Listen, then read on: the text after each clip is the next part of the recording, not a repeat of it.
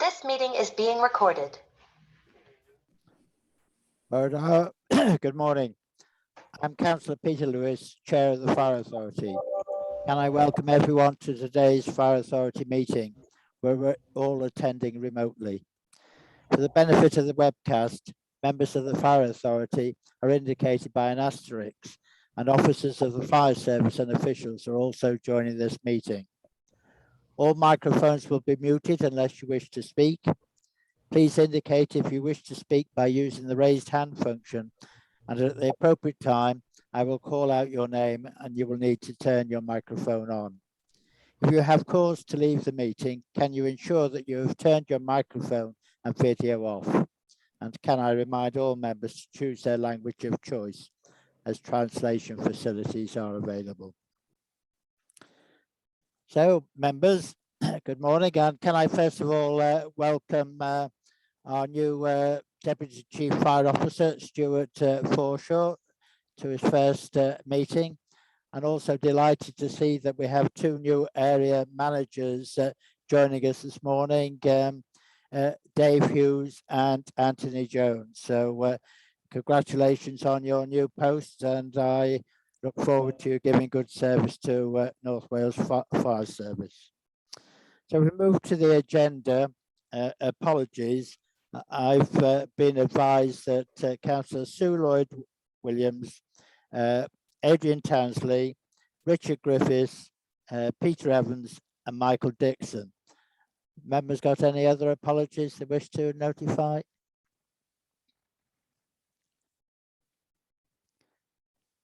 No, I don't see any else coming up. Any declarations of interest?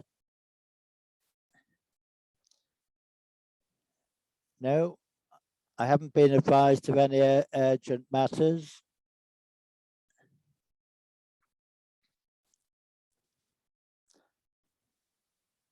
So if we go to the minutes, and we've got 3 sets of minutes to deal with. First of all, just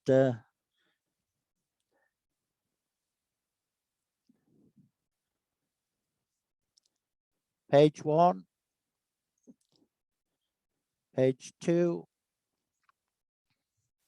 page 3,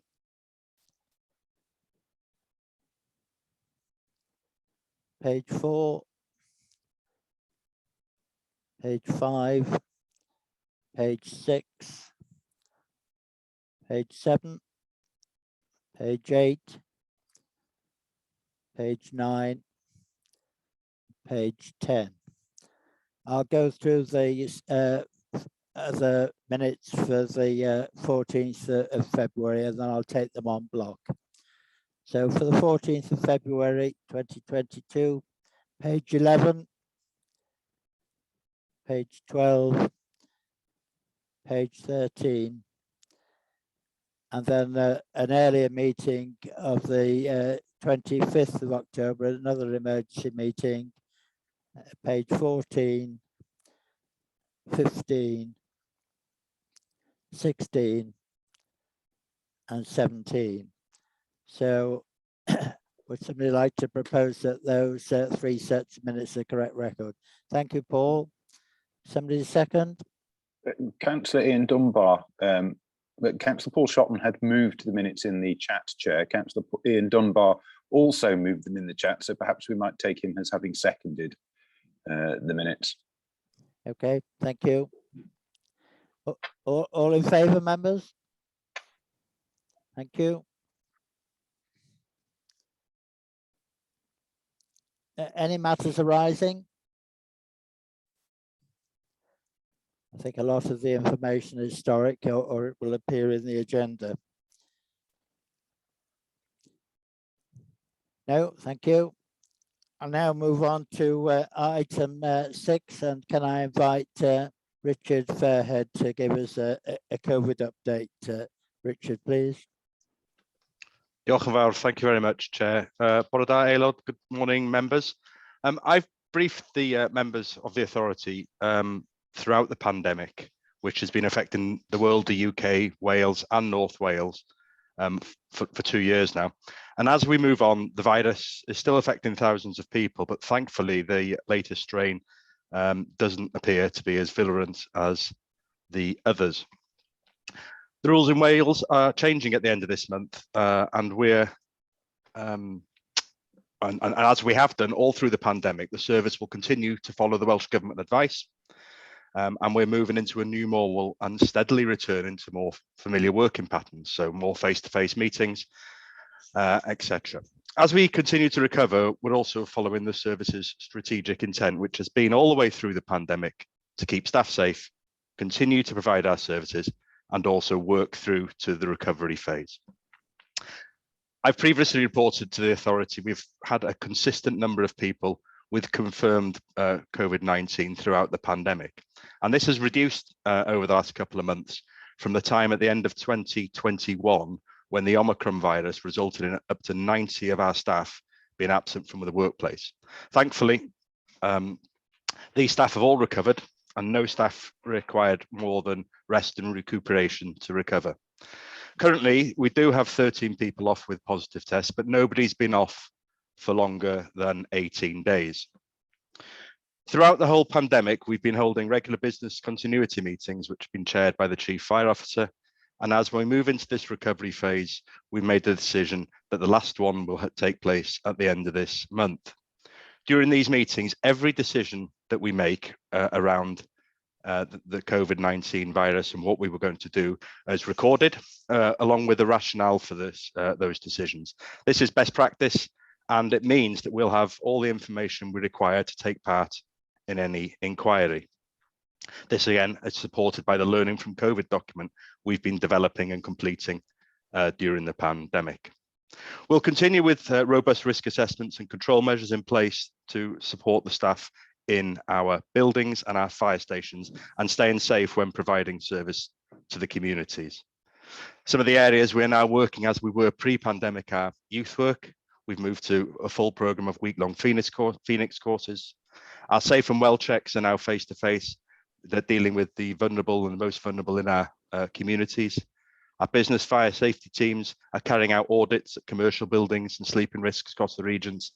And our operational crews are visiting more and more premises across the region to gather operational intelligence to assist them if there are instances. So that's the update for COVID. But once again, I think I need to pay tribute to all the staff in every function, every department, and every station in the way they've worked through the pandemic and how they're responding to moving through this recovery phase. Their commitment, professionalism, and dedication to providing services to their communities is something which the Chief Officer and the rest of the Principal Officer team are extremely proud of. And that completes my update, Chair. Thank you, Richard. And I think members would wish to be associated with those comments too. And can I thank you for keeping us informed over the last 2 years. I think we should be grateful that as a service that that business continuity plan that we had in place at the outset really has proved its worth, and I think we're grateful really that so few of our staff were really seriously affected by it. So I've got questions from Councillor Ian Dunbar.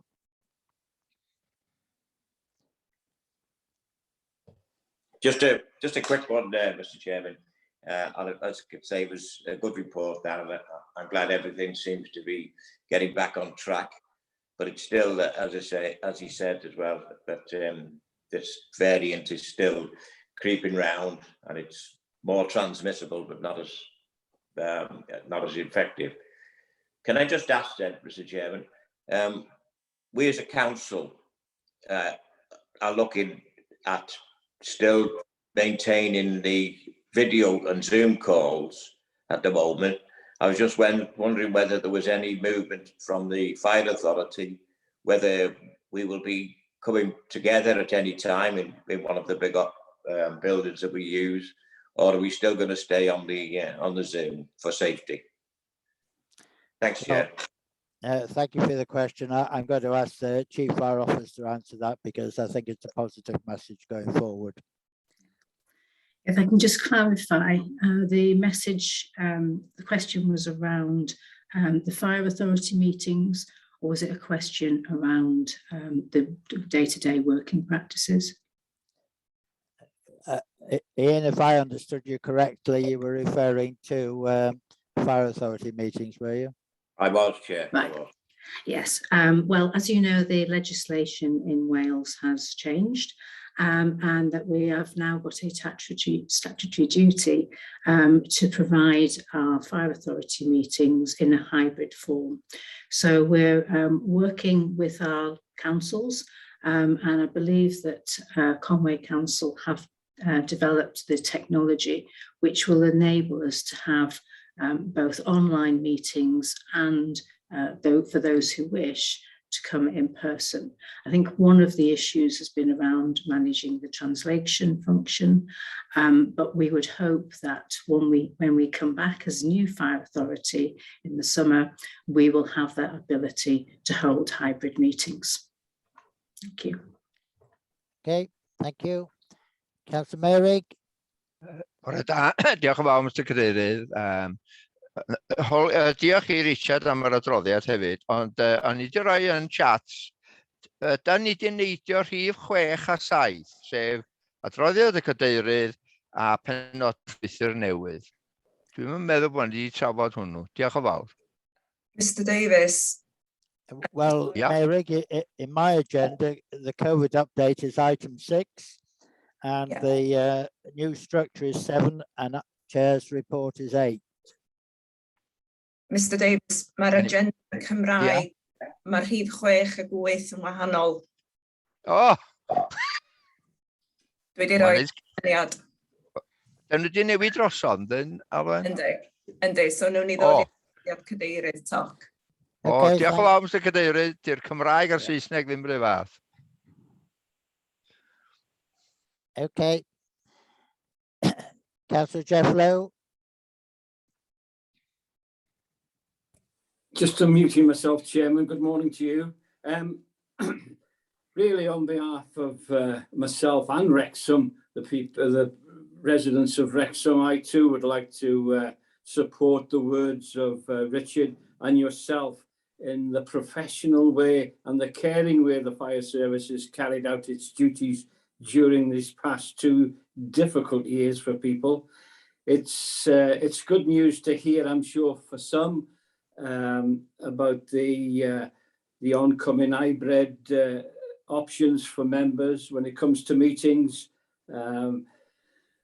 because I don't suppose any of us really know how successful all this is going to turn out to be. You know, whether some people might be more affected by the Omicron variant than others. So yeah, I think it's a definite move, and I'd just like to register my thanks to the North Wales Fire Service for this very professional and caring approach during this past 2 years, Chair. Thank you. Thank you, Jeff. I appreciate those comments, and I think we all endorse them. Okay, I have no other hands up, so if I could now move on to item 7, which is the appointment and promotion process to the new structure. And if I can invite the Chief Fire Officer to lead on this item, please.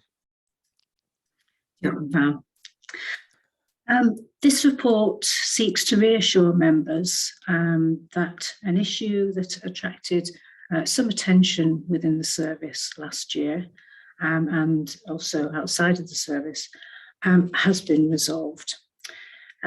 Members will recall that in 2021, there were a number of concerns that arose, and these are set out in paragraphs 7 to 10. So, namely, there was at that point in time, because of COVID and restrictions, a large proportion of employees who had been undertaking roles in a temporary capacity for some time. You know, some of these have been in those temporary roles for 4 years. And there was also a concern from other employees who had not had the opportunity to take on these temporary roles, that they also wanted that chance to have that development. As I say, this was throughout the service. So within the principal officer team, 2 of the managers had been in temporary roles, and all 4 of the area managers were temporary in post. There was also a concern that was expressed not only by employees but also their rep bodies that the existing promotion process maybe was no longer suitable, and there was a wish for it to be revised. And there was also a feeling that members of the service did not have the voice that they wished to have. So, as you know, in the first 100 days, I spent many hours going around stations and departments, talking to people, and obviously this was a concern that was raised. And at the same time, my colleagues in the exec board were working on a proposal with the FBU in order to revise the promotion and temporary promotion process. And the thought behind this was that it should be a transparent process, and that decision-making should be devolved down to the level of the line manager of the role that is being appointed to. No longer would the Chief Fire Officer be on every promotion panel, and I think that's a really good thing because it can lead to the perception of personal bias. The new process, as I say, was agreed, and we tested it in September with some crew and watch manager posts that were not within a chain.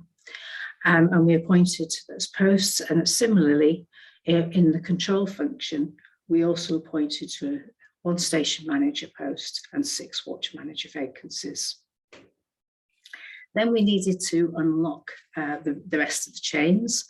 And as a fire authority, you kindly agreed that we should recruit to the post of Deputy Chief Fire Officer and Assistant Chief Fire Officer. And that started the process, which enabled us then to be able to start unlocking and appointing to the other roles. So all 4 vacant area manager roles were advertised. And I was pleased that not only did we get very strong candidates from within the service, and we're able to appoint Paul Scott and Justin Evans to area positions, we also attracted people from outside of the service. And as the chair said, we welcomed Dave Hughes from Greater Manchester and Anthony Jones from Cheshire. We've also completed the principal management team by appointing Sean Morris to the Assistant Chief Officer role. We then moved on and appointed to all group manager and station manager roles. And as we speak this week, we are completing the processes for the remaining watch and crew managers. We will then be in a place to introduce a new structure on the 1st of April. Again, the thoughts behind this new structure was based on my findings from my 100 days. And it was about trying to get closer to our stations and to be able to support them better, to help them to recruit, help them with their availability, their training and their operational support. So we are moving back to what might be familiar to some of you, a 3-area model, East, West and Central. And we went out to consultation with all employees because, again, I want people to feel that they have a voice and they have a say in the direction of the service. It was pleasing to see that we were, on the whole, very much supported in this proposal to move to 3 areas. And where there was additional information provided, where it came to the fire safety function, we have taken that on board and we have amended the structure in order to meet those needs. Again, very importantly, we are feeding back to all 53 people that submitted responses. and that's going to be done in person by Richard Fairhead. So we've now also tried to allocate those posts, taking into account people's preferences. Of course, we can't please all the people all of the time, but we have taken that into account, and we found that naturally people have gravitated back to where their homes are. So we have more Welsh speakers which will be serving the communities in the west of North Wales. And it will also reduce their commute and help with our carbon footprint.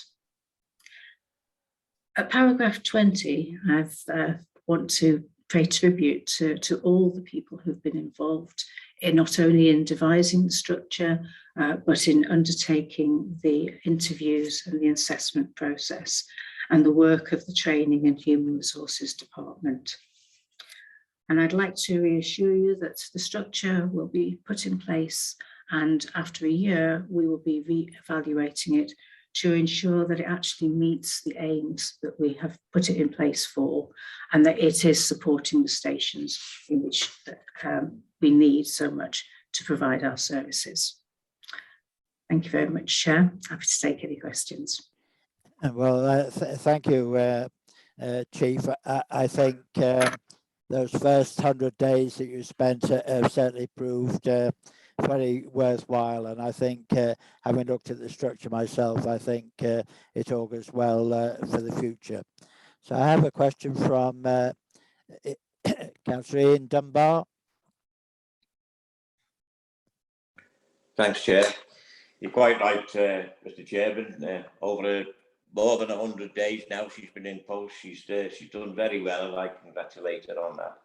And to finally get these vacancies filled is an achievement. And the two officers that have been promoted up to assistant and deputy, they are well worth what the votes for them to be ascertained as two important people in the fire authority. The only question I've got, Mr. Chairman, to the Chief Officer is, in the next, well, I think you said in the future you've got plenty of retirements coming up, and I was just wondering whether these people that didn't quite make the grade on this round of officers and full-time operation managers, I'm just wondering whether those people would be given first chance because they've already applied, gone through the interviews and all that, or going to start again from opening it up to everybody. Thanks, Mr. Chairman. Right. Yes, I think I put in the paper the fact that when they went through this process, people were categorised as either green, as in ready for promotion once the vacancy arises, or amber, suitable for temporary promotions, or red where they needed additional support.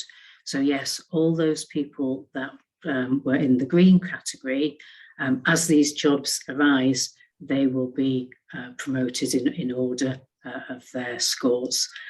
And then we then also have a order of people that can be put into these roles temporarily. But the new policy means that nobody will remain in a temporary post for longer than 6 months, which then gives other people the opportunity. And as we are going to have a promotion board every 12 months, there will be that chance for people to go through the process again, improve their scores and move into the green category. So yeah, it's all been thought out. Thank you. Excellent, excellent.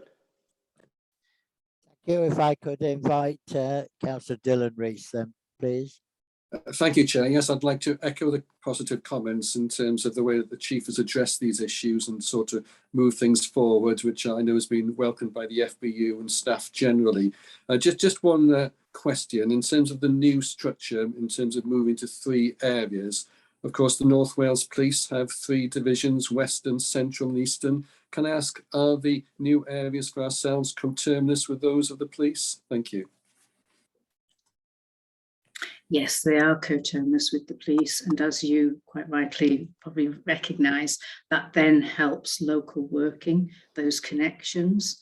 And I actually believe even the health board are moving to a 3 sort of model, area model as well. So what I would expect is that my officers are out there making those links with local police officers and their contemporaries, so that we can improve our services. Thank you. Thank you. Councillor Mary Lloyd-Davies.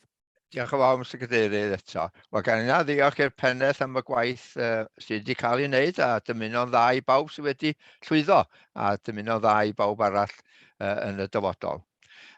Hefyd, do'n i'n sylwi yn Emergency Service Time, volume 23, bod Leadership Team grows at North Wales FRS. A llongyfarchiadau yna. Diolch yn fawr. Thank you.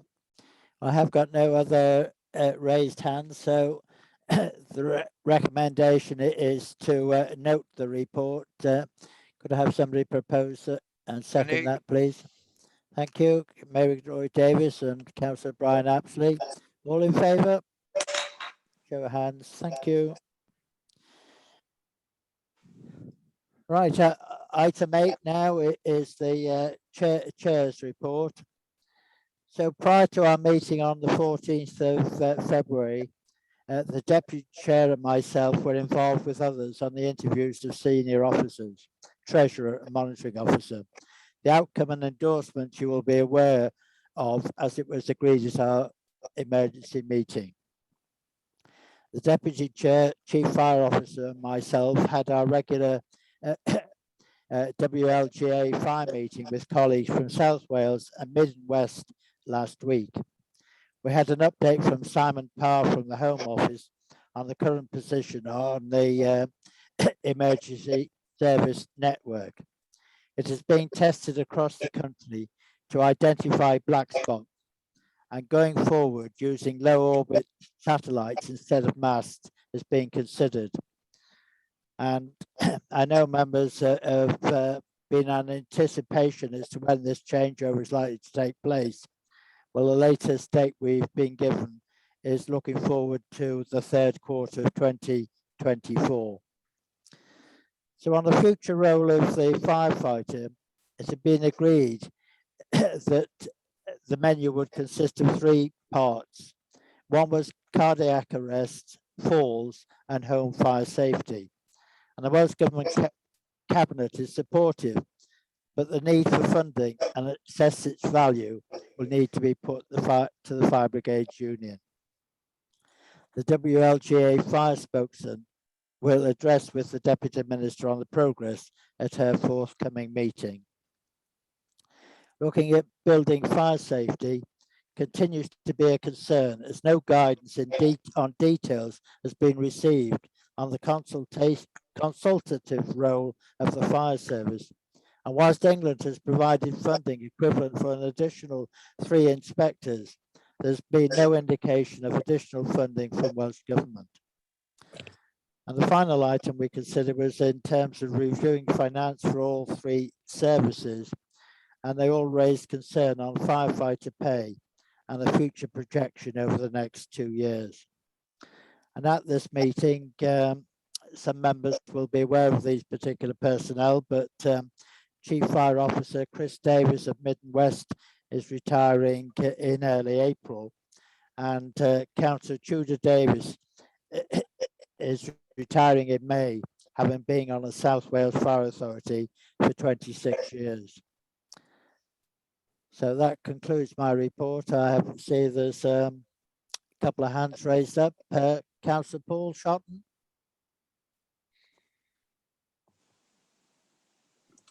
Yes, thank you, Chair, and thank you for highlighting the issues with cardiac arrest, falls in the home, and fire safety. Of course, it is of great concern that that we need that extra funding to provide these much-needed services going forward. So that needs to be pushed. Also, Chair, I just wish to thank the Deeside fire station and the firefighters for the professional way in which they tackled an incident in a near neighbour's property during the recent storms. It was actually a carport which was ripped away. It was actually vertical. It was vertical, and the firefighters tackled it in a most professional way. They made the structure safe. It certainly wasn't in the textbook, but thanks to Deeside. Thank you, Chair. Well, thank you, Paul. I'm sure we'll notice that professionalism. Councillor Merrick, Lloyd Davis. Diolch yn fawr eto, Mr Cadeirydd. O gai una ddymuno dda, os nwch chi gyflwyno fy ymuniadau gorau i Cynghorydd Tudor Davies. Wedi gwrdd dros y 5 mlynedd o'n i'n gadeirydd, ac gai ddymuno bob llwyddiant iddo fo yn ei ymddeoliad. Diolch yn fawr. A'r ail beth, wrach fasa'r chief yn gallu helpu yma. Dwi'n sylwi yn yr service time, emergency service, the government protect duty legislation represents a significant development in public safety.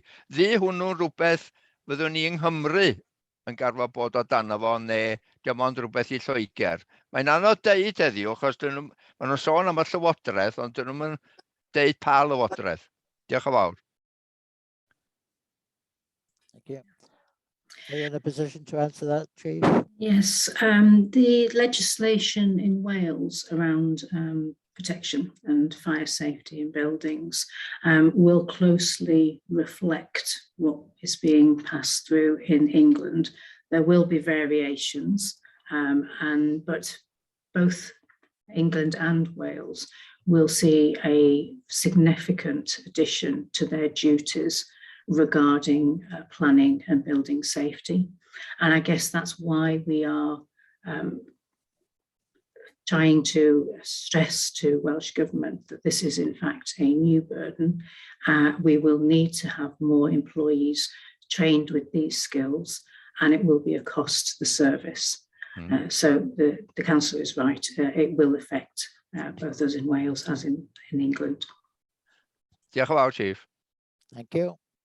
I've got no further questions from members, so we'll move on to item 9, which is the annual review of the authority's corporate plan 2021 to 24. And if I could invite Sian Morris, if she would present this, please, Sian. Thank you. Bore da, diolch yn fawr. Yn gyntaf, eich ni ymddiheuro nad oedd y fersiwn Cymraeg ddim ar gael o atodiad i'r adroddiad yma, y bore yma. Mae o, fel arfer, da ni dda iawn am gael yr adroddiadau yma mewn 2 iaith, ond da ni'n di gallu gwneud ar gyfer bore yma, ond mi fydd ar gael cyn diwedd y dydd heddiw.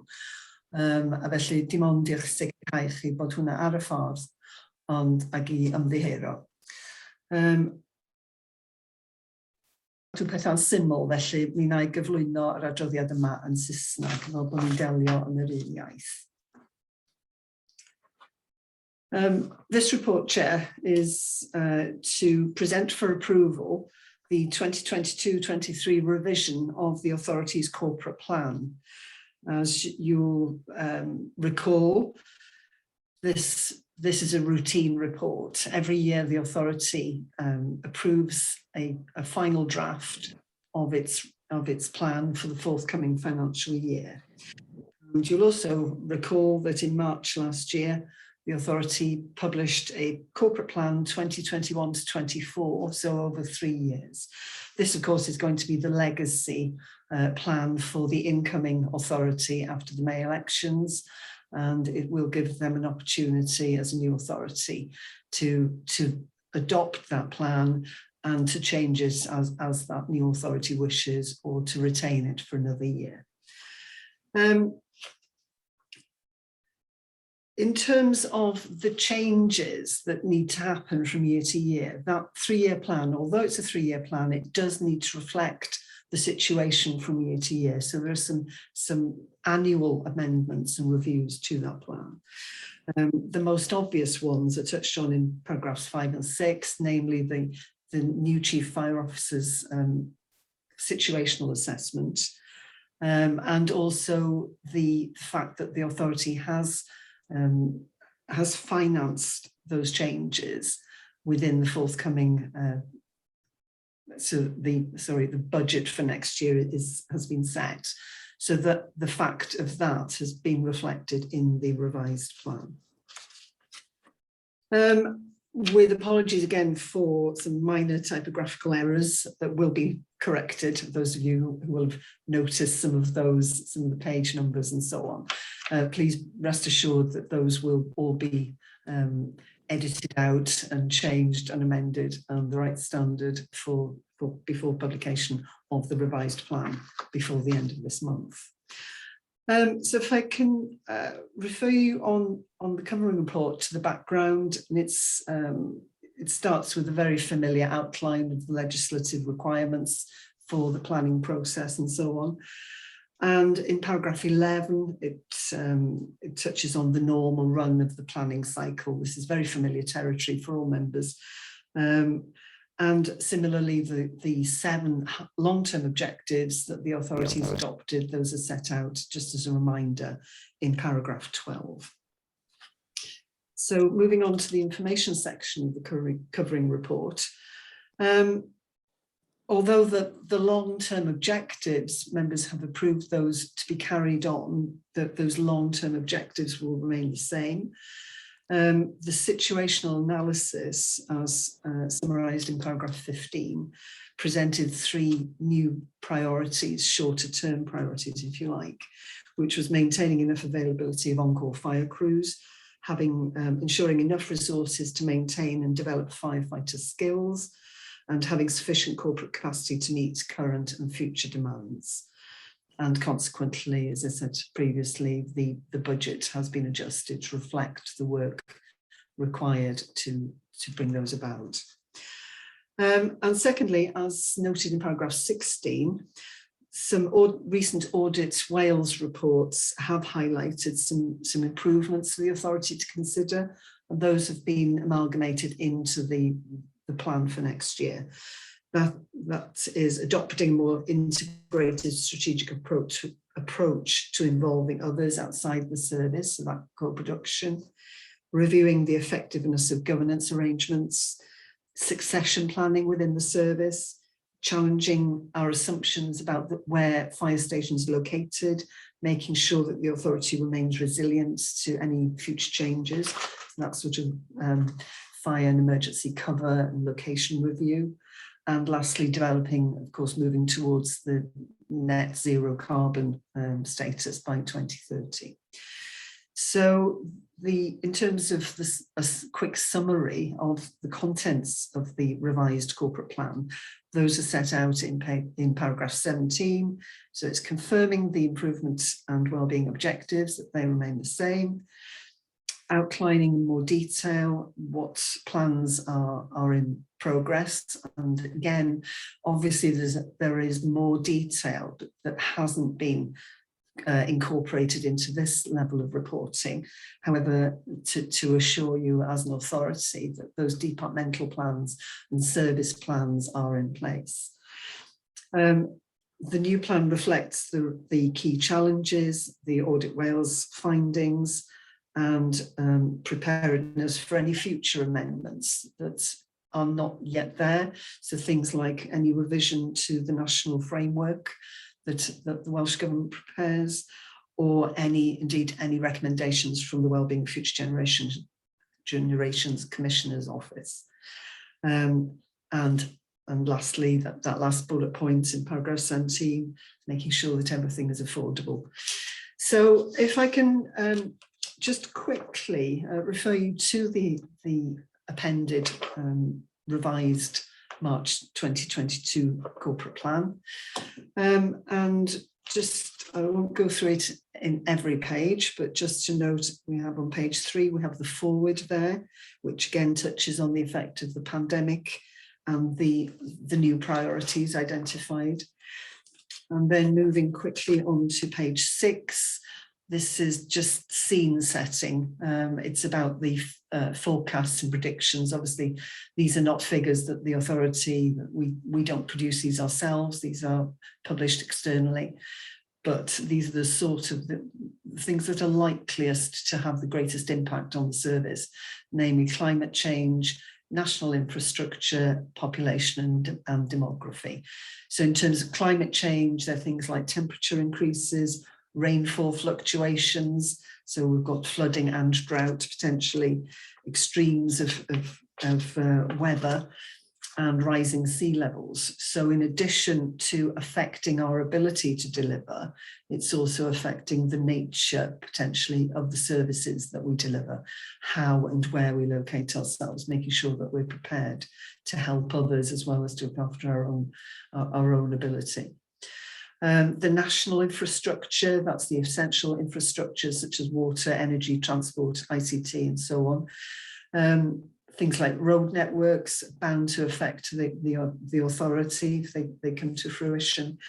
Housing, second home ownership in terms of we are heavily reliant on on-call firefighters, people living in the vicinity of fire stations. So there's a link there. And also affordable housing. So again, the nature of the population and the national infrastructure within North Wales. And then we have the population and demography themselves.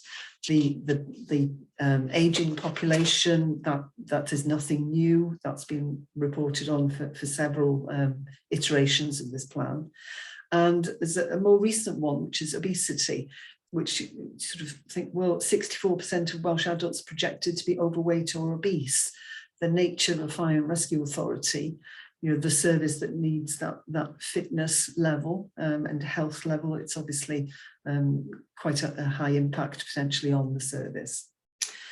If I can refer you then onto page 14, again, I won't go into detail, but it's about, we've picked up there the annual reports from the annual reports of the public services boards, obviously as statutory members of the PSBs.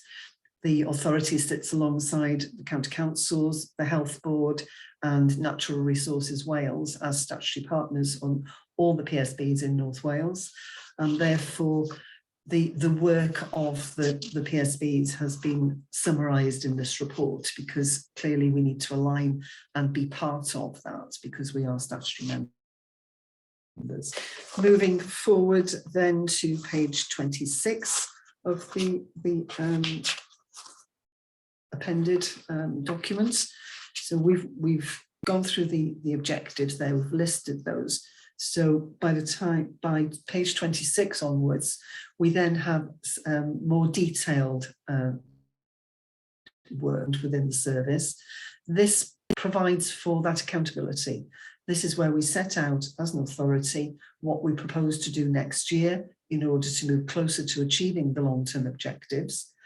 And therefore, when it comes to autumn of 2023, which seems quite a long time off, but it'll soon be with us, we will be reporting publicly then on how the work has gone in 22. It gives that public accountability. And I think that's all, Chair. I think that's all I need to pick up. Happy to take any questions, but that's the plan. As I say, it will be checked and double checked to make sure that the numbering and the very final information is available there for externally produced information.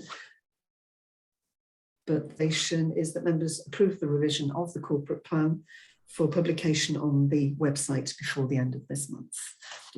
Thank you, Chair. Sean, you certainly produced a meaty document there. It's laid out all the details, and congratulate you and your team in producing it. So I have a question for you from Councillor Jeff Lowe.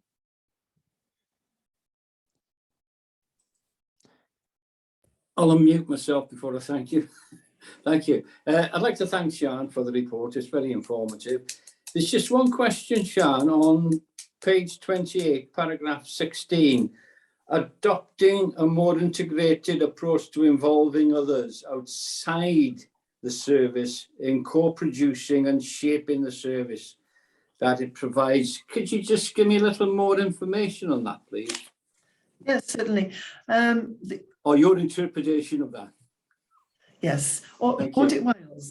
Audit Wales in their sort of recommendation was saying that rather than the service or the authority deciding this is the service we will deliver, that it behoves us to actually engage with people, either local people geographically, if there are any changes, or people who represent them, or let's say for animal rescue, for example, might be working with RSPCA, or for equality issues, that we talk to people who represent groups so that they can speak on their behalf and listen to the sorts of things that they want us to do and how it would be helpful for us to deliver those services.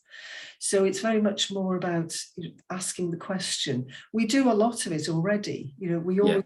We do a lot of our work with the schools and youth and young people services. We will talk to teachers, we'll talk to schools, we'll say how can we deliver this most helpfully? And it's getting those. So it's any of those external communications. It's asking the people who probably have a lot more expertise in this area, in various areas, to make sure that we can do the best we can, really, because we can't be experts in every field, but what we can do is ask the experts. So it's quite broad. I don't think it didn't mean anything, wasn't looking at anything in particular. It is just generally being more ready to have that collaborative, co-productive sort of approach to delivering services. Thank you, Sian. As you say, we're doing a great deal of what you're talking about already. And I, for one, fully appreciate that. The other concern I have is affordability, because people will come along, there's no question about it in my mind, or want to change things that we would have difficulty with resources in providing. What's your thoughts on that, can I ask finally? Are we going to be in a position to adopt the things that we may be confronted with? That's a constant balancing act, isn't it? Where money is spent it's never static. There are constantly challenges, pressures from external changes, and nothing remains the same. It's about being flexible and responsive to those. But as you point out, it has to be affordable in totality. But and it's keeping that, it's monitoring that throughout the year and planning forward and anticipating. That's why these projections and forecasts are so important. It's about not being caught out. What is likely to put pressure on the service in future, and either reorganising the budget, how it's set out, or where that's not possible, then it's having those quite serious discussions about whether it's increasing the budget or changing the budget, different ways of doing things. But I'm sure it comes as no surprise. It's about that flexibility, and members are well aware of that, I think. Thank you, Sian. Thank you. Thank you. Thank you, Jeff. I have no further questions. I think the report also highlights the extra workload for officers in terms of attending the PSBs across the area, but I think it's also useful that we do have the ability to be represented on them. So I think there are pluses and minuses again, but I'm sure it's positive. So members, I have a question from Ian Dunbar. Thanks, Chair. I couldn't work the hand. It wasn't responding to it. It's on objective 4, Sian, please, where you've got working collaboratively with the other 2 Welsh fire services, the police and NRW. We get quite a number of points bullet points through this alert neighbourhood from the police. Very often we have 2 or 3 each month or something like that.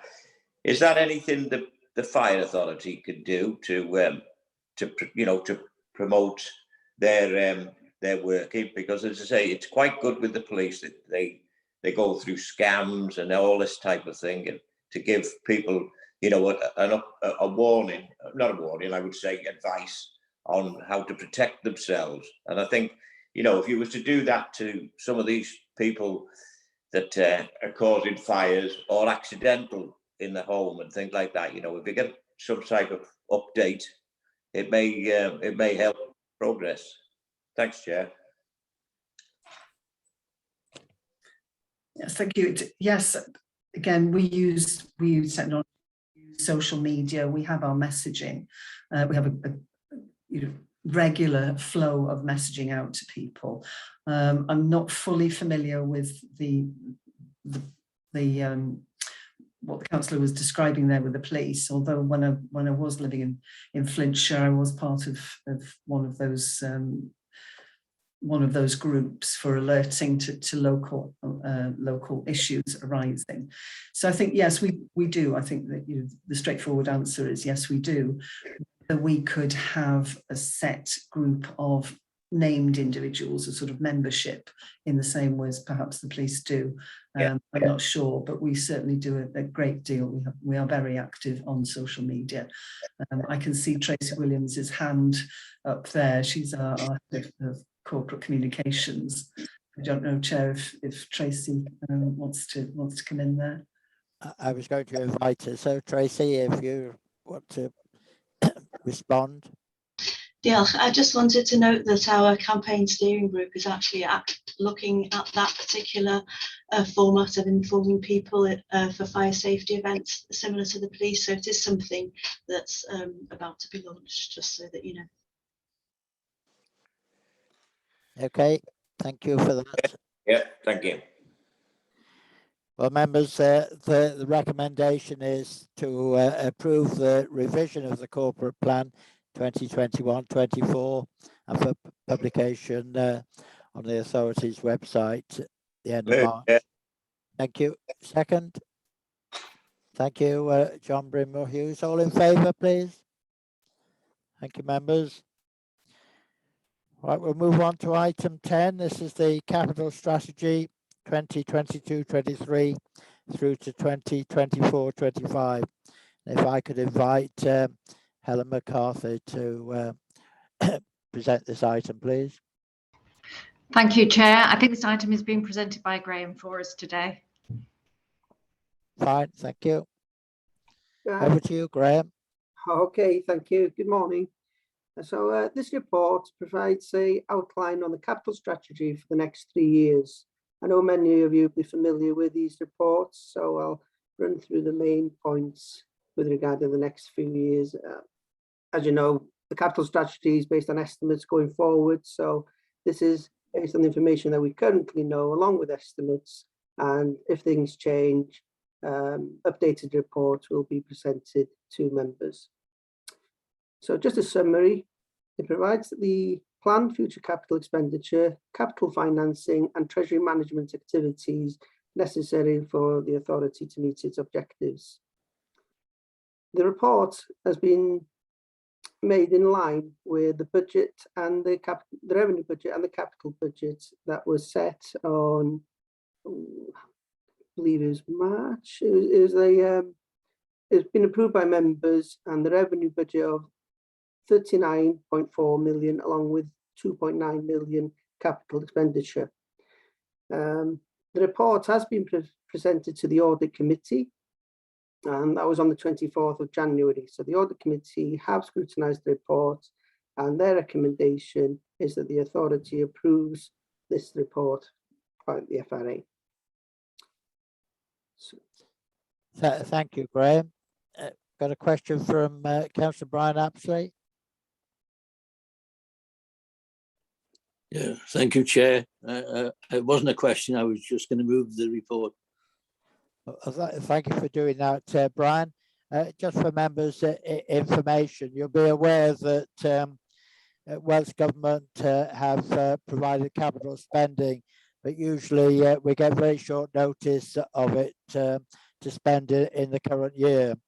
They are proposing going forward to give us more notice, which I think is encouraging, that we'll have hopefully those schemes in place to take advantage of that capital funding when it becomes available.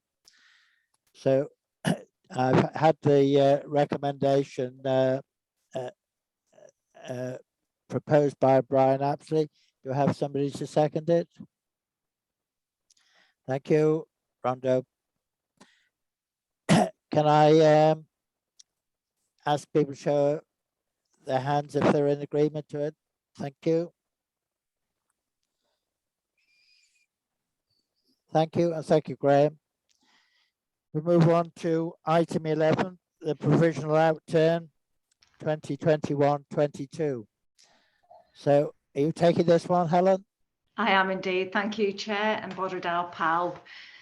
Agenda item 11 is the financial update for 2021-22, and it confirms our financial performance and position as at the end of January, and it also includes our full year forecast.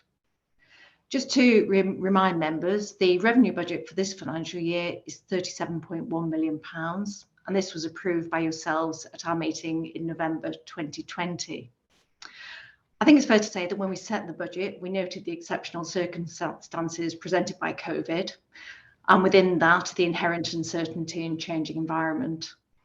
These challenges have certainly prevailed this year, with the easing and tightening of restrictions, what we've seen in terms of global supply chain challenges and also inflation. Although we are slowly returning to our new normal, there have been knock-on effects, both in respect of our activities, the impact on our staff, and then consequently our financial position. So in overall terms, we are forecasting a balanced outturn position, and due to some delays and uncertainties, this includes transfers to earmarked reserves, and the transfer is equivalent to about 2% of our budget.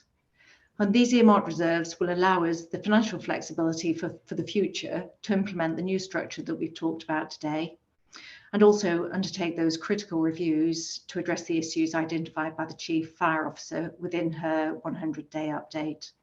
And these reviews include availability, looking at our retained duty system, and also reviewing the training arrangements for our staff.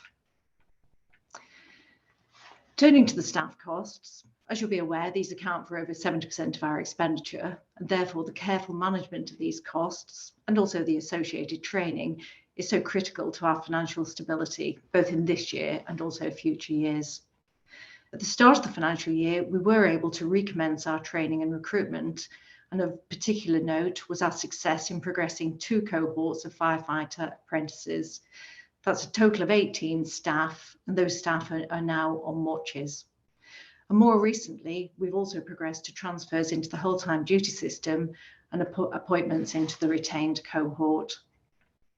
However, we've also experienced higher than normal retirements and leavers across our workforce, which has presented both opportunities during the restructure, but also challenges in terms of our corporate capacity.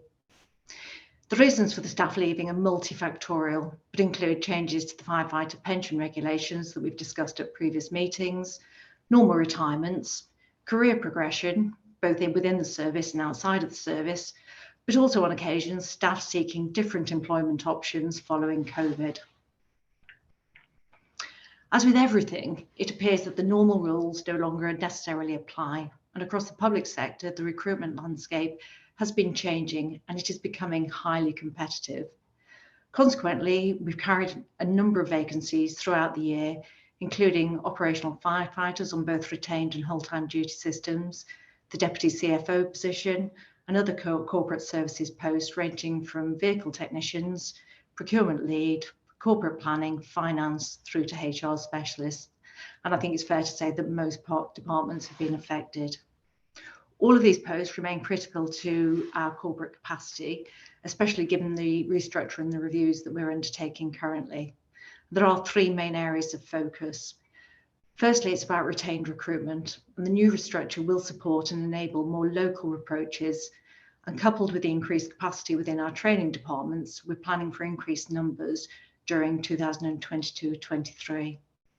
Within our corporate services, we are progressing with the recruitment and selection across the departments and working to increase our own flexibility, including hybrid working and flexible hours.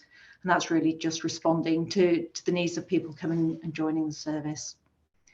Full-time firefighter recruitment and selection is also scheduled for the first quarter of 2022-23, and positive action days for underrepresented groups have been really well attended. So in overall terms, although we do have an underspend against our staff costs, those posts remain absolutely critical, and we're actively working to fill those.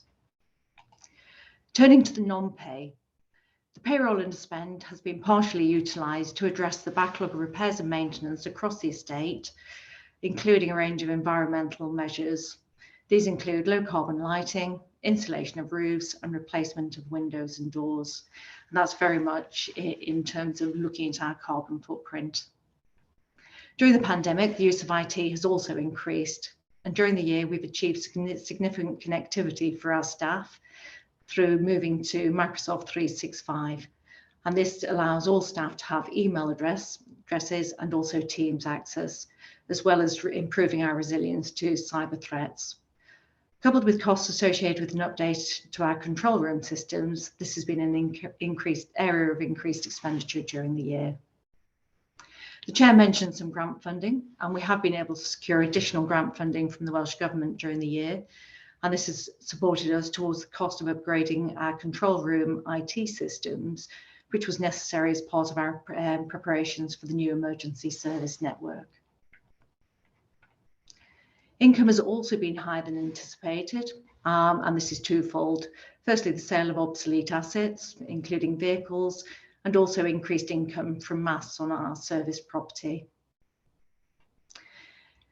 Turning to the capital plan, I think it's fair to say that this has been the most challenging area for us in this financial year. The original plan included spend of £3 million, and this was revised in year due to delays in project completion and slippage. The year-end forecast is currently 1.2 million, which relates to initial payments on new fire appliances and the purchase of new vehicles for the mechanics as part of the service modernisation. The fleet slippage of 923,000 relates to the delivery of the new appliances, which are anticipating to take place in the early part of 2022-23. The plan will largely be funded through borrowing, although about £150,000 will be funded from earmarked reserves. Consequently, the anticipated loans at the year end are 22.6 million, with annual borrowing costs of about 300,000. Provides an update to our financial position and performance, and I'm happy to take any questions that members may have. Well, thank you, Helen. As usual, a very detailed report there. We've got a question first from Councillor Mary Gloyd Davies. Diolch, Mr Cadeirydd, a diolch i chi Helen am yr adroddiad. Wrach bod fi wedi fethio, ond holi dwi ynglyn â cos rhedeg peiriannau diesel. Mae costau y math yna o beth yn mynd i fyny'n ddifrifol ar y funud. Mae bob litr bron iawn yn ddwy waith i bris. Yr ail gwestiwn ydy sut mae rhaglen newid gyriant pethau tân i drydan i arbed carbon? Ydy hwnnw fewn yn y cyllideb? Ac be di'r hanes efo'r radio newydd? Mae'r Llywodraeth Lloegr i fod yn gyflwyno i ni. Mae'n gostau manos, dwi'n cofio'n iawn. Diolch yn fawr.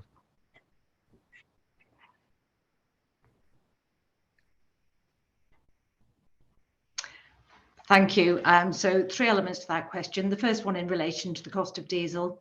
I think it's fair to say that coupled with a number of costs around utilities and fuel, it is invariably a cost pressure for us. At the present time, this financial year, it's been managed within the totality of the budget. Very dependent on the miles that we travel. So coupled with that, we are we are working towards holding more meetings as remotely as we can to reduce down the travel. And I think you'll recall from the Chief's update, when people have been moved into those new posts, people have largely opted for posts that are closer to home. So consequently, that will reduce their sort of in-work travel, as it were. So to give you that assurance, very much we are maintaining watching brief on the cost of diesel and other fuels, and just managing it within the totality of the budget. Moving to the, I suppose, the long term in terms of how we move away from having a diesel fleet to a fleet that is more carbon neutral. Clearly, in terms of our fire appliances, that's very, very difficult because that technology just isn't there. So, but we are taking opportunities wherever we can in terms of replacement of vehicles. So to give you the best example, we have 32 flexi duty officers who historically have driven diesel vehicles. Currently, we've moved into petrol hybrid vehicles, and that has reduced down the carbon footprint. In addition to that, we are looking at developing an electrical charging infrastructure across the service that will mean that when we do move to those electric vehicles, that we've got the capacity to charge them. So it is very much something that we're sighted on. It will in future years, as we become more clear on what our environmental priorities are, that will be built into the budget for future years. Thank you. Radio. Oh, I'm terribly sorry. I did a third point. In terms of we're doing preparatory work at the moment. So the work that was undertaken in the control room, that's making sure that when ESN does come online, it's very much we're ready for it and can integrate with it. In terms of those costs, they're very much in the future. So we're looking at implementation in the third quarter of 2024. So at the moment we've got a reserve on our balance sheet that will support us as we progress towards that. And as those costs become crystallised, we'll certainly build those into the budgets for the medium-term financial plan. So in terms of next year, we're not anticipating any unknown or hidden costs, and as it becomes clearer, we'll make sure that they're covered. A dwi'n cymryd Helen bod ni'n glir ar gostau y trefniad sydd gennym ni rŵan. Da ni wedi gorfod ymestynnu y trefniad presennol, a mae hwnnw'n gost hefyd, yn dydi? That's correct. The current arrangement has been extended. That's across the UK sector. Currently, we're supported by the Welsh Government. We do receive an additional grant funding, and that's detailed in the report. So at the moment, we're fully participating in all of the national discussions to understand not only what the current costs are, but what those future costs will be. Thank you. Okay, Mary. Diolch yn fawr iawn, Mr Cadeirydd, a atebion ardderchog. Thank you. Councillor Ian Dunbar, got a question? Thanks, Chair. Merrick's pitched me forte, because we're all going to be concerned with the rising costs of fuel. I've even seen it advertised in the papers where some of them are charging £2 a litre now. So it's going to get worse with what's going on in the world. Can I just ask then, because when you were looking at the costs and all that, it said 72% was for staff or wages for the employees. That's the biggest outgoing for all authorities on anything. And you do say that it's because of the funding you get from the authorities, and also the grant funding you get for all the facilities you put on, such as the Phoenix and all that, which is, I'm pleased is still being carried on for these youngsters. I was just a little bit concerned on one part of it. It's on the capital expenditure plans, where you get, I know it's money you spend by the authority on, over the year plus, shall I say. I was just concerned on what buildings you look for or buy or purchase or whatever you want to call it. Because I don't understand, you know, what, I thought all fire areas have got their own fire buildings. I was just wondering what extra the buildings you were talking about. Helen? At the moment, you're entirely right. All of our estate is largely owned, except for the Wrexham, where we lease that from Welsh Ambulance. I think it is very much looking into the future. We're talking about a training review and making sure that we've got sufficient facilities for all of our staff to be able to train them in the current techniques and those evolving techniques as well. Because just referring back to the previous question on electrical vehicles, I think this will be a challenge for us in terms of training as the nation moves away from diesel and petrol towards hybrid vehicles and also fully electric vehicles. Certainly there are training issues for us as well. So in terms of future proposals, although there is nothing in the capital plan currently, it is definitely it's one of our key priorities. Okay, thank you. I've got no further questions, so can I take members to the recommendations, which are on page 40, in two parts. Note the draft revenue and capital outturn projections for the 2021-22 financial year, and note the budget realignment request. Thank you, Ian, and seconded by Paul Shotton. All in favour? Thank you, members. We'll move on to item 12, pay policy statement 2022-23. And I suspect this is your report as well, Helen. It is indeed. Thank you, Chair. This item is to present to members the pay policy statement for 2022-23 and seek approval for its publication. Hopefully members will be familiar with this item, as it is an annual item and is a requirement of the Localism Act 2011.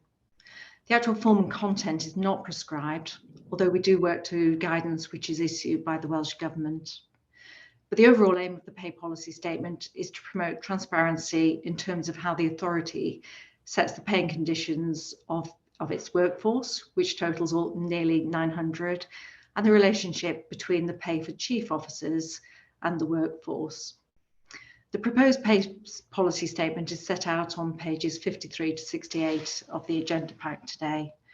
I won't go through the report in line by line detail, but I will highlight the following key points of note. All of our staff have a contract of employment, and each contract aligns them to nationally agreed terms and conditions.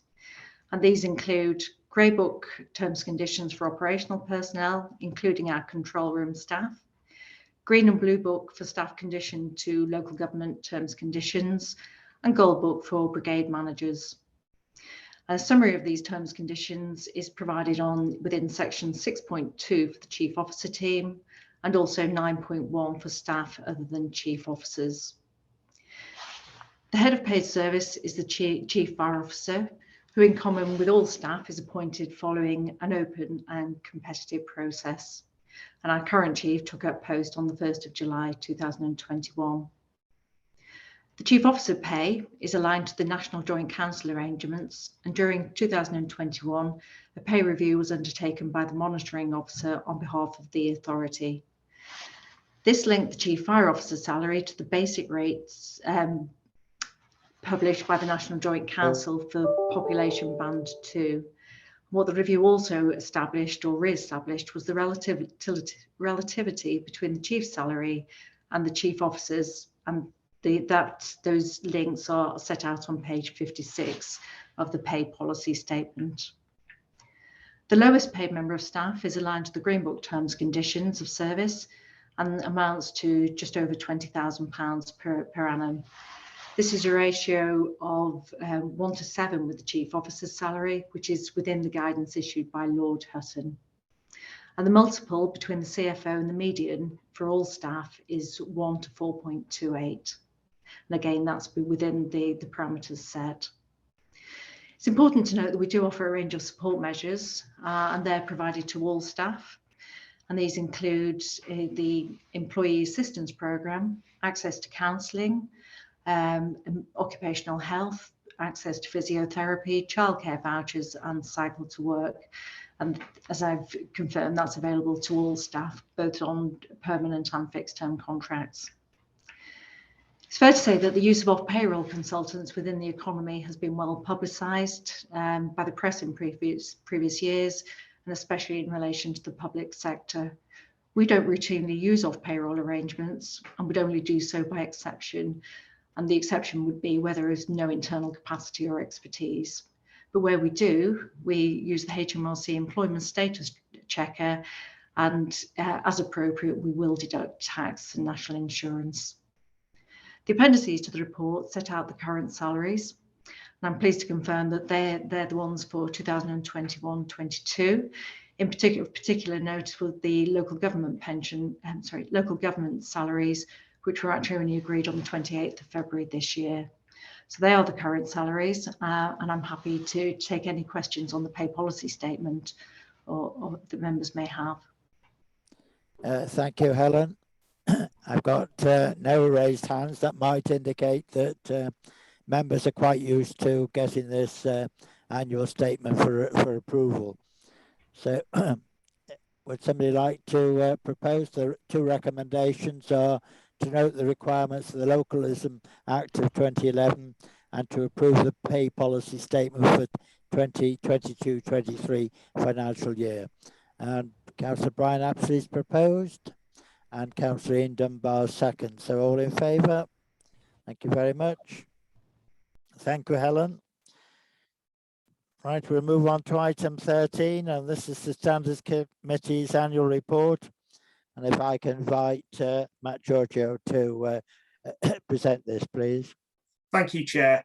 This is the annual report of the Authority Standards Committee for the year April 21 to March 2022. The matters considered by the committee are set out in the annual report, but in summary, the committee's received training on the Members' Code of Conduct. We've considered the outcomes of investigations by the Public Services Ombudsman for Wales and also decisions of the Adjudication Panel for Wales in respect of alleged breach of the Code of Conduct by members of local authorities in Wales. We've kept under review attendance levels at meetings of the authority. In addition, independent members of the committee have also attended to observe meetings of the authority and will provide their observations to chairs and vice chairs of those respective meetings following the local government elections. There's also been a review of the ethical standards framework in Wales, which is the first comprehensive review of the regime since its inception over 20 years ago. And the committee's considered the recommendations arising from that review, Chair, in preparation for feeding into the Welsh Government consultation when they consult authorities on their proposals arising from those recommendations, and also so they can advise the authority on any revisions to the standards regime and or the Code of Conduct moving forwards.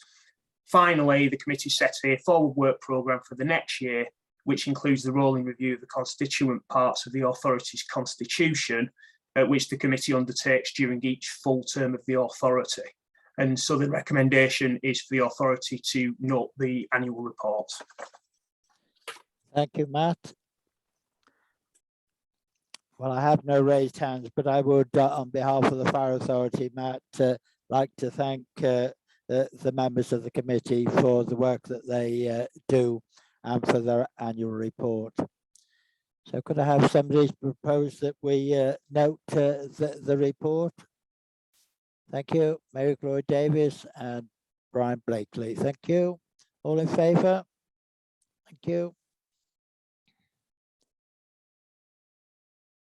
I'll go to item 14. This is the Inclusive Fire Service group, and I think Sian's taking this item. Thank you, Sian. Thank you, Chair. Pwrpas yr adroddiad yma ydy I roi gwybodaeth diweddaraf i'r aelodau am waith grŵp y gwasanaeth tân cynhwysol, sef yr IFSG. Fel y gwyddoch chi, mae'r grŵp yma wedi bod yn helpu I hybu gwelliannau o ran cydraddoldeb amrywiaeth a chynhwysiant o dan cadeirydiaeth y cynghorydd Sue Lloyd Williams, ers 2017.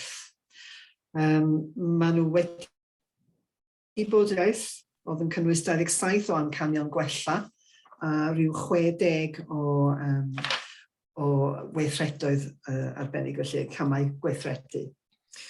Yr argymhelliad ydy bod yr grŵp yma yn dirwyn I ben, ond I roi chydig bach mwy o'r cefndir felly.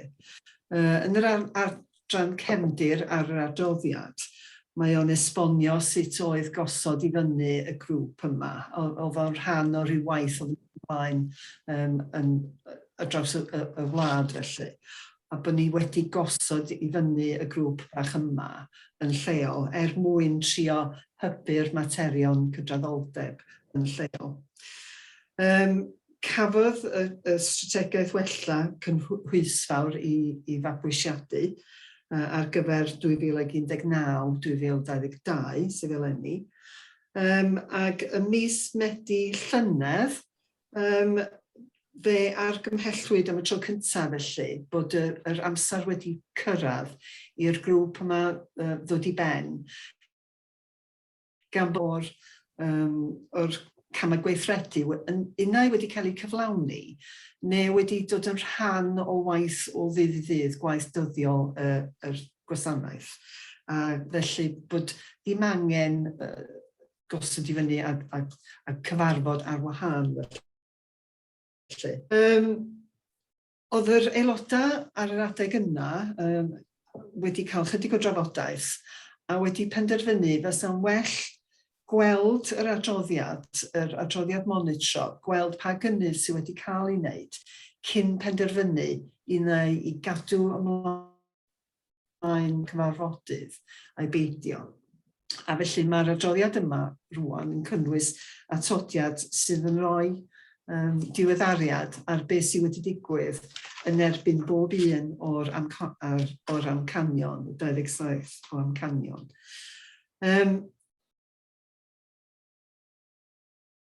Dal I o'r farn bod ddim angen cyfarfod, ond wedi dweud hynny, dwi'n meddwl bod o'n syniad da efallai I fynd drwy'r amcanion ar wahân mwyn checio, mwyn gwneud yn siŵr bod bobl I gynnwys, unai mewn polisia neu mewn gweithredoedd neu mewn prosesau yr awdurdod yr gwasanaeth, neu bod nhw wedi yn blwmp ag ymlaen wedi cael eu cyflawni felly. A felly mae hwnna yn cael ei gynnwys eto. Mae'r atodiad, fel y gwelwch chi, mae yna lot o waith wedi mynd ymlaen, mae o'n gosod allan yr amcan, camau arferthedig oedd wedi cael eu cynllunio ar gyfer cyflawni'r amcan, a wedyn y cynnydd sydd wedi bod bob blwyddyn ers y term yna'r dwytha yma. Mae yna unwaith eto, mae hwn wedi cael ei dorri lawr, mae yna lot mwy o fanylion, mae yna gymaint o waith wedi mynd ymlaen, ond mi fasa wedi bod yn faith iawn I gynnwys bob peth. Mi fydd bob peth yn cael ei gynnwys ar y we, jyst mwyn dangos bob peth sydd wedi cael ei gyflawni. Ond ar gyfer yr adroddiad yma heddiw, dim ond rhyw gip ar gipolwg ar beth sydd wedi mynd sydd yna. Felly, dyna ydy pwrpas yr adroddiad, Mr Cadeirydd, jyst I argymell unwaith eto bod yr cyfarfodydd I hunain yn dirwyn I ben, a bod yna ddim angen i'r IFSG, y grŵp yma, fodoli yn y dyfodol, ond efo'r y syniad, y cynnig bod ni yn dod yn gwneud check ar wahân felly I sicrhau bod bob un o'r argymhellion a'r gwaith wedi cael ei gyflawni. Diolch yn fawr. Well, thank you, Sean, and I think actually highlighting all those objectives there does illustrate the amount of work that the group has done. And I'm sure the Fire Authority would like to pass our thanks on to the group and the Chair, Councillor Sue Lloyd-Williams, for the work over the last, 5 years, I think now. So thank you for that. I've got a question from Councillor Mary Lloyd Davies. Diolch yn fawr, Mr Cadeirydd. Wel, gai ategu'r diolch, dweud y gwir. Rhedeg yn sydyn drwy'r adroddiad. Mae yna waith gwych wedi cael ei wneud, a da ni'n diolch dros ben, dwi'n siŵr, i'r cadeirydd ac i'r pwyllgor bach. Mae'r gwaith yn fanwl, ac dwi'n siŵr bod ni'n edrych ymlaen am y gweithrediad rwan i'r blynyddoedd o ddaw. Diolch yn fawr iawn.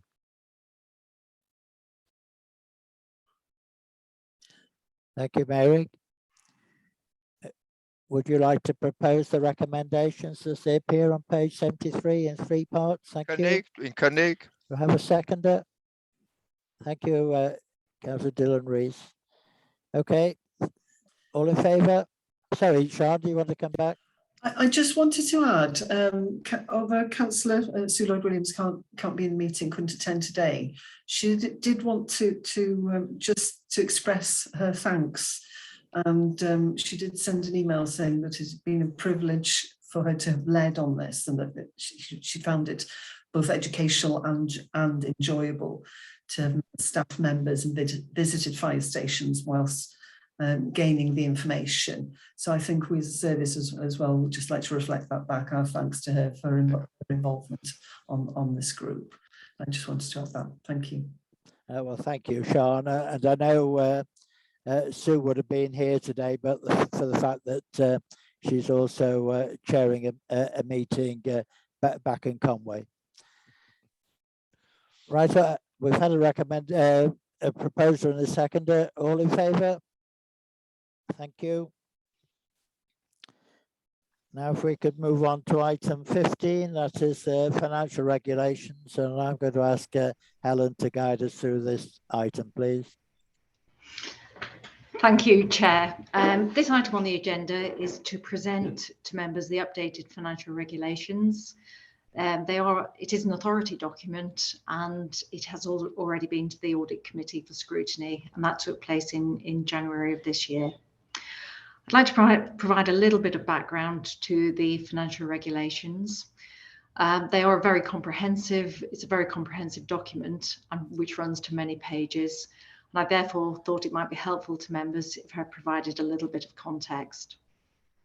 The financial regs, as they're known, are actually an element of the authority's constitution, and they provide that framework for decision making, aid transparency and accountability.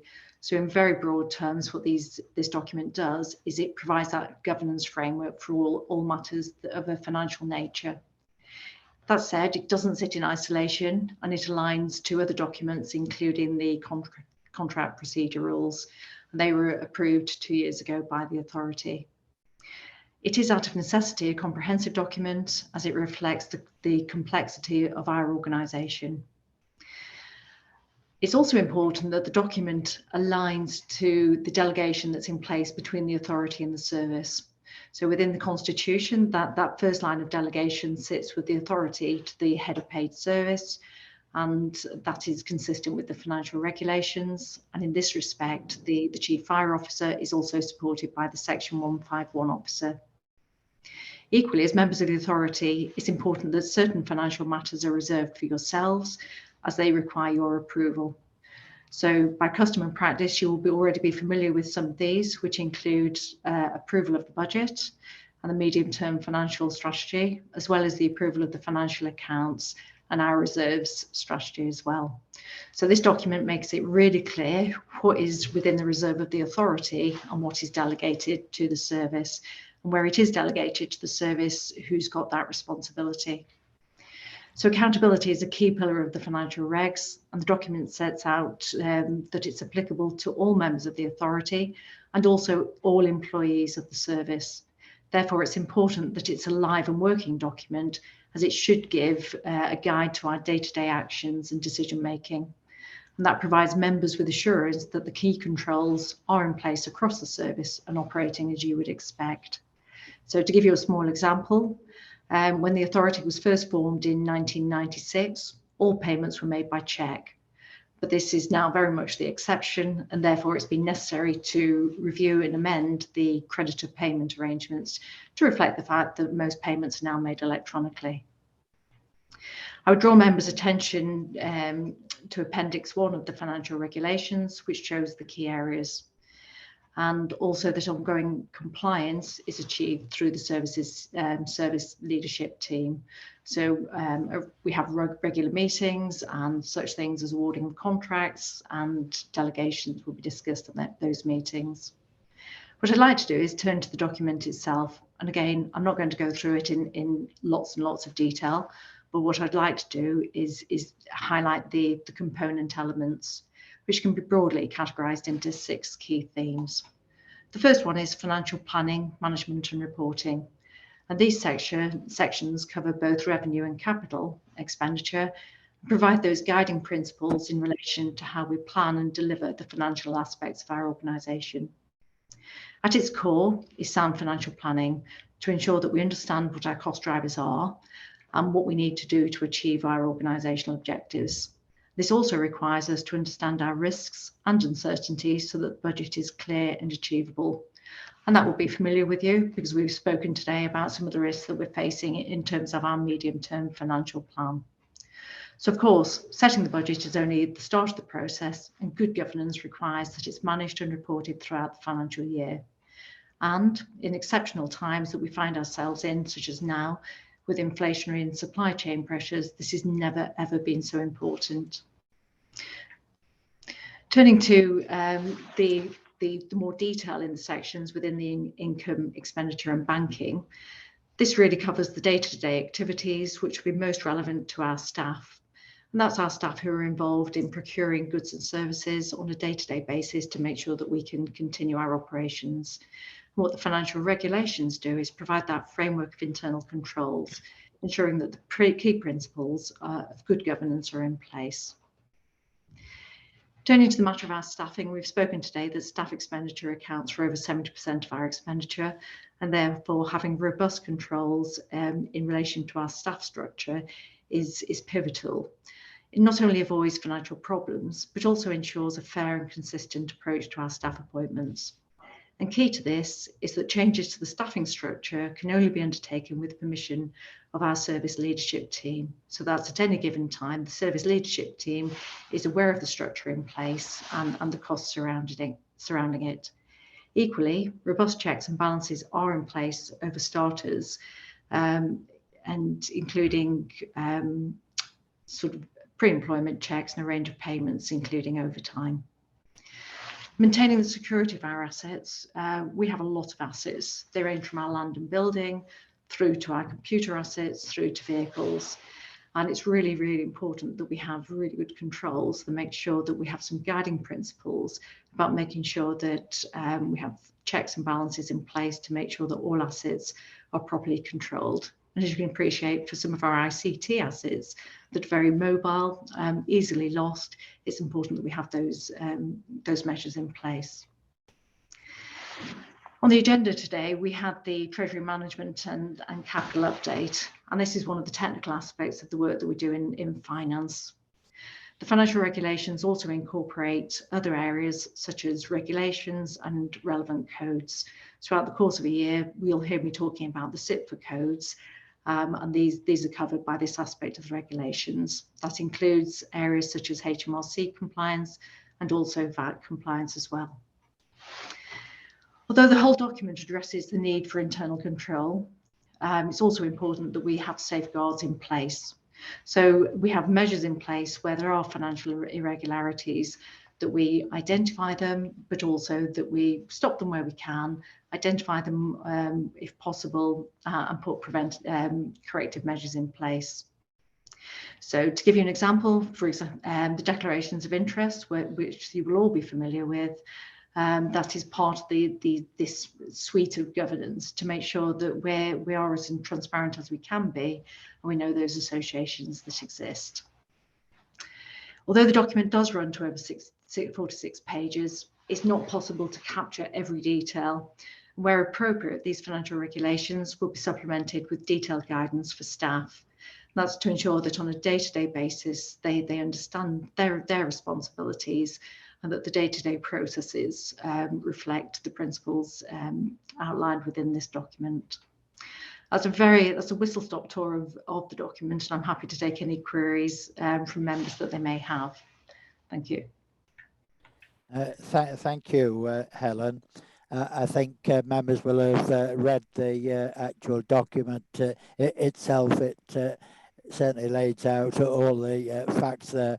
Just one thing for me, really, in terms of the procurement rules, and I suspect that it's something that I'm sure you'll monitor, but I think it's important that perhaps that there's no adverse effect on our carbon footprint from our procurement going forward, because obviously the nearer we get to 2030, the more important it is.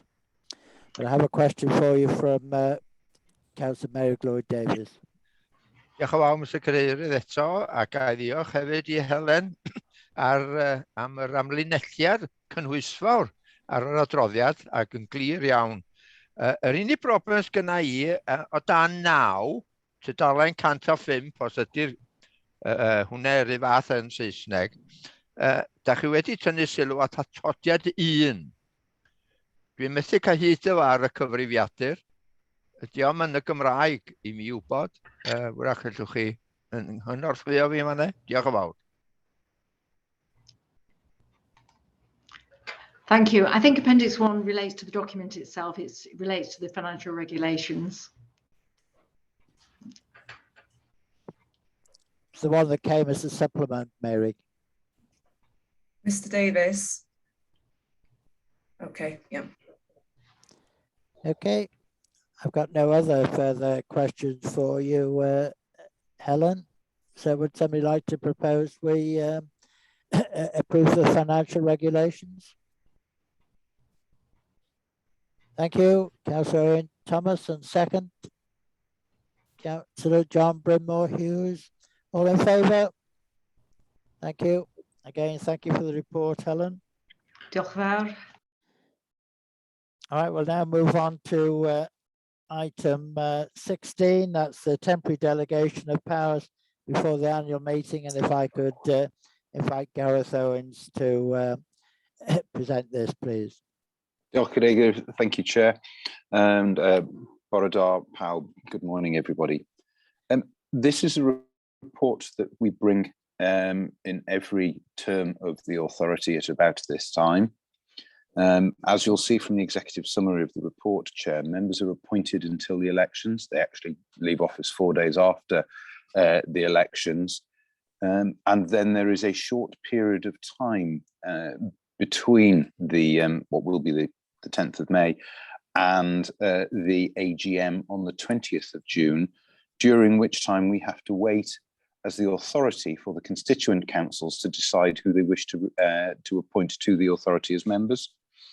Now, unfortunately, as members, there is no continuity of periods of office, unlike for the constituent councils themselves. So during that period of time, the authority is without members and without anybody as a committee chair or a chair of the authority. And therefore, there is a very short period where if there were to be a very urgent and very significant issue, the authority, the chief fire officer would need to act on behalf of the authority. I must stress, of course, that it hasn't happened, certainly not within the last 10 years that I've been involved with the fire authority. It is a precaution only. And if there were anything along those lines between now and the 10th of May, then we'd be able to call an urgent meeting of the authority to deal with the issue. So we're talking simply about the period between the 10th of May and the 20th of June, where if we have a very, very significant issue that does require urgent action, the chief fire officer would need to be able to act on behalf of the fire authority. So the recommendation, Chair, is at the top of page 106. And there are two parts to it. Firstly, that powers be delegated to the Chief Fire Officer for that period, 10th of May to the 20th of June, and that, and this is a significant limitation here, or qualification, that such powers relate to decisions that cannot be delayed until the date of the first meeting. So this really is for emergencies only, Chair. I'm happy to take questions. Thank you, Gareth. I've got Councillor Meg Davis with his hand up. Diolch yn fawr, Mr Cadeirydd, fi eto, ond cynnig ydw i, yr argymhellion fel ag yma nhw, 3 a 4. Diolch yn fawr. Thank you. Do I have a seconder? I've got no other hands up. Thank you, Councillor Dylan Rees. Raised hands, all in favour? Thank you. Well, members, I'm sure you'd like me to thank officers for their reports today, and also our translator, Sandra Williams. But as this is the final meeting of the Fire Authority, certainly at the end of the current administration, looking back, we have adopted the business through austerity, seen the value of a business continuity plan in place at the start of COVID, the appointment of a new Chief Fire Officer, an introduction of a new senior management structure, as well as appointing a new Treasurer and Monitoring Officer, and yet continue to give good value for money. So my thanks are to all fire service staff who have kept our residents safe, despite the challenges we have faced. We have aimed to maintain your position of being one of the best in the UK. However, our main contact has been with senior officers, and I believe we have had a good working relationship. We have valued your detailed reports and provided the appropriate scrutiny. I know members would want me to thank Alwyn Davis, the member liaison officer in particular, for her professionalism and coping with the additional issues raised by COVID and going that extra mile for us. So well done, Alwyn. So members, this is my last Fire Authority meeting, bar any emergency. And I thank you all, both past members and officers, for your support. I've been involved with the North Wales Fire Service for 46 years in one form or another, and I'll certainly miss my involvement. I will be not seeking re-election in May.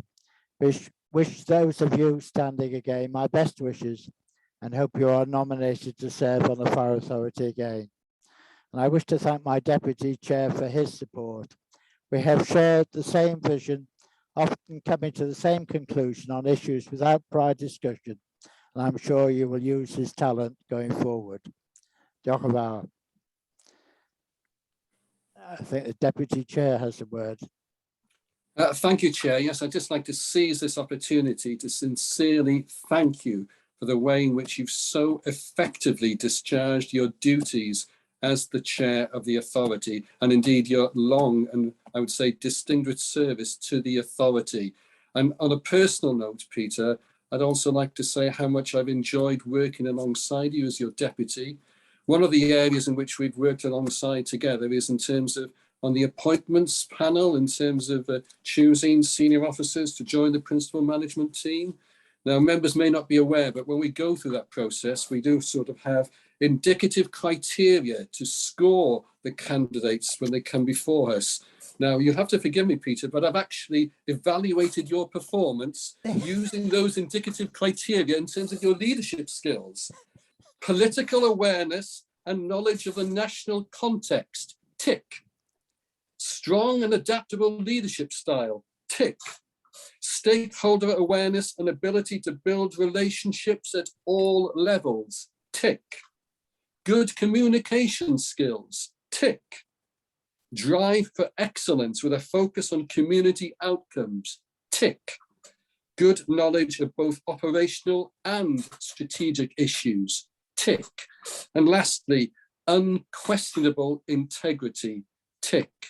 In all seriousness, Peter, you have been a fantastic ambassador in your role as chair of the Fire and Rescue Authority, and we are all so grateful to you. And lastly, on a personal note again, I know that your faith is very important to you, And so I'd like to leave you with the words of a blessing for those who are approaching retirement. And it reads, "This is where your life has arrived after all the years of effort and toil. Look back with graciousness and thanks on all your great and quiet achievements. You stand on the shore of new invitation to open your life to what is left undone. Let your heart enjoy a different rhythm when drawn to the wonder of other horizons." Peter, may you enjoy new horizons in your retirement. Diolch yn fawr. Well, thank you, Dylan, for those very kind words. And as I say, I thoroughly enjoyed my term on the Fire Authority, and it's something I'll certainly miss. But you know that going forward anyway, that if you need any assistance, I'll help you. I obviously seem to tick a lot of boxes. Maybe there is a job waiting there. So. Can I just say before you go, Mr. Chairman, I think you and all the officers and the members deserve a round of applause for the work that's been done over the years that you've been the chair, and I appreciate every word of it that you've said. And I'd like to see all the members now give a round of applause if they would.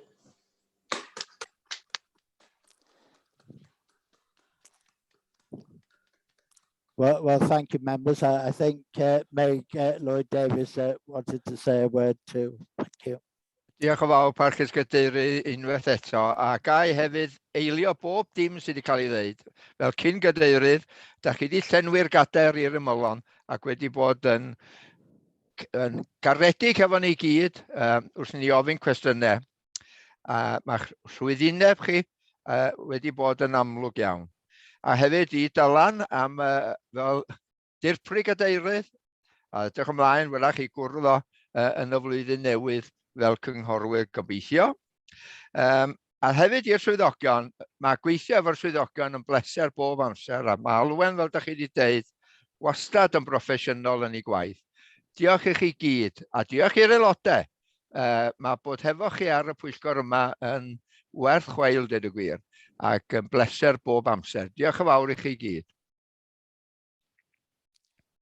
Thank you, Merrick. And again, I think it's regrettable that we couldn't meet face to face to actually have that final handshake and goodbye. So can I thank everybody for their attendance today, and to enjoy the rest of the day. Thank you. Good luck to everybody. Hwyl fawr. Bob bendith. Hwyl. Hwyl. Hwyl fawr. Hwyl fawr. Diolch yn fawr. Hwyl. Yeah, best of luck, everybody. Stay safe.